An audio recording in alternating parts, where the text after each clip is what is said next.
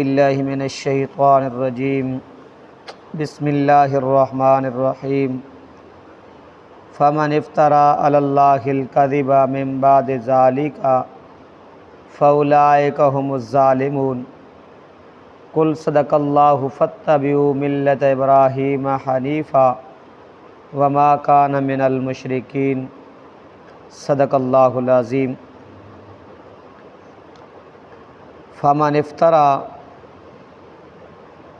بس جو کوئی افطرا گڑے علی اللہ اللہ پر کذبا جھوٹ ہو من بعد ذالک اس کے بعد فاولئک هم الظالمون پس یہی لوگ ظالم ہیں۔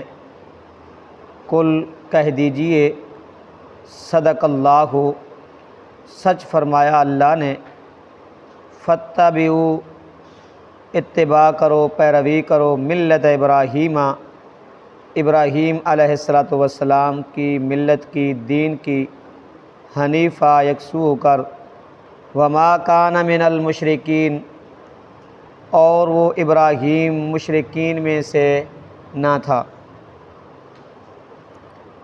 یہودیوں کے چند آدمی آپ صلی اللہ علیہ وسلم کی خدمت میں حاضر ہوئے۔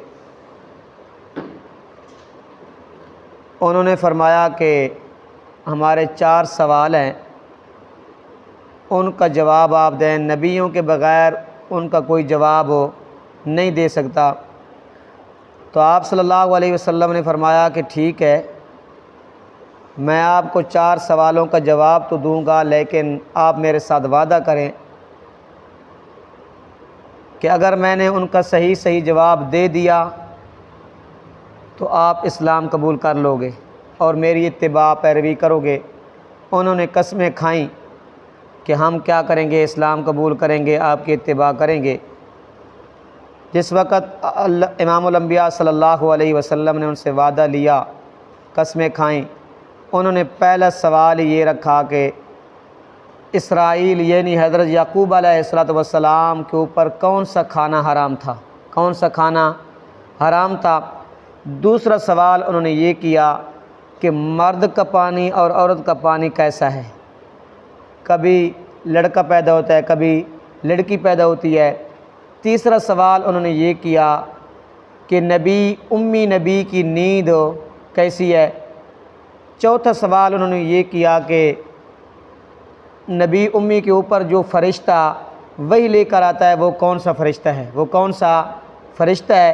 تو امام الانبیاء صلی اللہ علیہ وسلم نے فرمایا کہ حضرت یعقوب علیہ السلام بیمار تھے، انہوں نے نظر مانی تھی، منت مانی تھی کہ اگر اللہ رب العزت نے مجھے شفا دی تو میں سب سے زیادہ محبوب اور پسندیدہ چیز کھانے میں اپنے اوپر کیا کر دوں گا، حرام کر دوں گا۔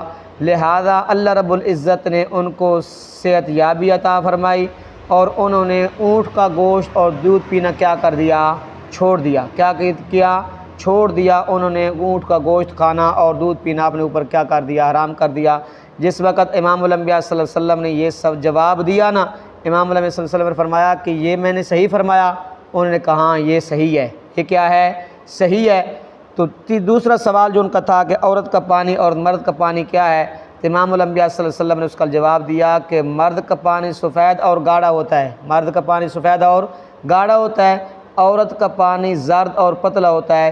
جس کا پانی غالب آ جائے، اوپر آ جائے، وہ بچہ مرد کا پانی غالب آ گیا تو بچہ پیدا ہوگا، عورت کا پانی غالب آ گیا تو کیا ہوگی، بچی پیدا ہوگی، اور شکل و صورت بھی کیا چلی جائے گی، اسی کے اوپر چلی جائے گی۔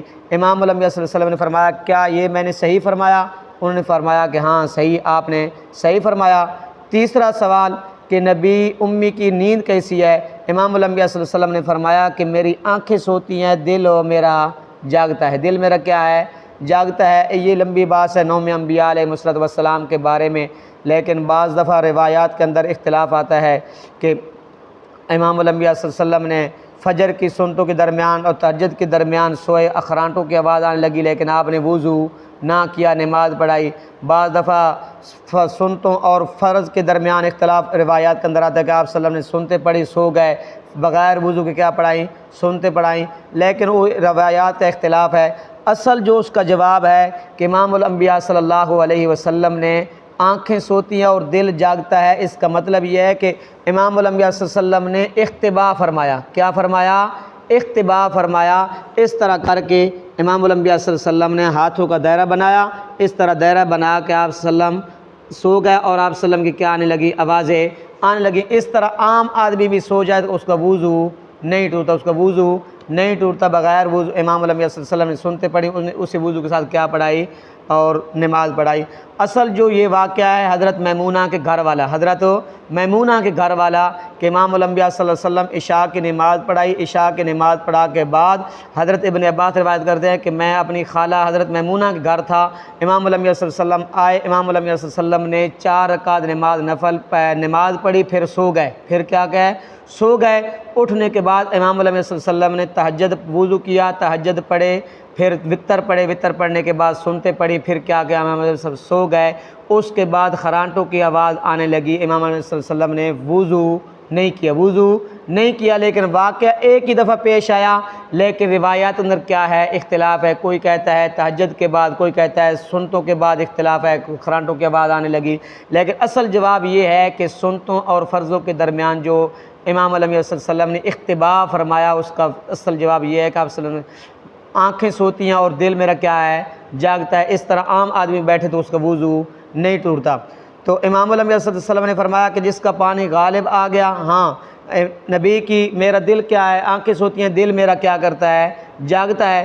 تیسرا چوتھا سوال کہ کون سا فرشتہ ہے؟ کون سا فرشتہ جو وہی لے کر آتا ہے؟ امام الانبیاء صلی اللہ علیہ وسلم نے فرمایا کہ ہر نبی کے اوپر جبریل امین کیا لے کر آئے؟ وہی لے کر آئے۔ وہ فوراً ہی انکار کر گئے، وہ فوراً کیا کر گئے؟ انکار کر گئے کہ ہم نہیں مانتے، یہ جبریل تو ہمارے راز بتاتا ہے آپ کو، یہ جبریل تو ہمارے راز بتاتا ہے اور قادثالی لے کر آتا ہے، من کان عدوا لجبریل فإنہ نزلہ، یہ تو ہمارا دشمن ہے، ہم اس کو نہیں مانتے، ہم اس کو نہیں مانتے۔ اگر میکائیل ہوتا نا تو ہم اس کی بات کو مان لیتے۔ تو اس لیے امام الانبیاء صلی اللہ علیہ وسلم نے فرمایا کہ فمن افترى علی اللہ الکاذب من بعد ذلک فاولئک هم الظالمون۔ واضح حقیقت واضح ہو جانے کے بعد، حقیقت واضح ہو جانے کے بعد کہ حضرت ابراہیم علیہ السلام کے مذہب کے اندر اونٹ کا گوشت حرام نہیں تھا، بنی اسرائیل کے اوپر بھی حرام نہیں تھا، حضرت یعقوب علیہ السلام نے اپنے اوپر حرام اس لیے کیا تھا کہ وہ کیا تھے؟ بیمار تھے۔ وہ کیا تھے؟ بیمار تھے، انہوں نے منت مانی تھی، اس لیے رب نے فرمایا حقیقت واضح ہو جانے کے بعد جنہوں نے اللہ پر اور اکابر انبیاء علیہ السلام پر اور آسمانی کتابوں پر جھوٹ باندھا فاولئک هم الظالمون، رب نے فرمایا یہی لوگ کیا ہیں؟ ظالم ہیں۔ یہی کیا ہیں؟ ظالم ہیں۔ قل صدق اللہ فاتبعوا ملت ابراہیم حنیفا وما کان من المشرکین۔ رب نے حقیقت بیان کر دی، حقیقت واضح ہو گئی اور حقیقت صداقت پر مبنی ہے کہ رب نے جو فرمایا کیا فرمایا؟ سچ فرمایا۔ کیا فرمایا؟ سچ فرمایا۔ اور رب نے فرمایا کہ توحید کے اوپر قائم رہو، ملت ابراہیم، حضرت ابراہیم علیہ السلام کے دین کی کیا کرو؟ اتباع کرو اور پیروی کرو۔ وہ کون سا ابراہیم؟ جو ابراہیم باطل دین سے یکسو اور شرک سے کیا تھا؟ بیزار تھا۔ کیا تھا؟ بیزار تھا۔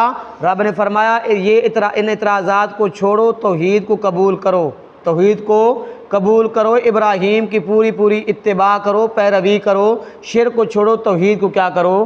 قبول کرو، ان اعتراضات کو چھوڑو۔ رب نے فرمایا میرے پاک پیغمبر اعلان کیجئے قل صدق اللہ، اللہ نے سچ فرمایا، فاتبعوا ملت ابراہیم حنیفا، ملت ابراہیم کی کیا کرو؟ پیروی کرو۔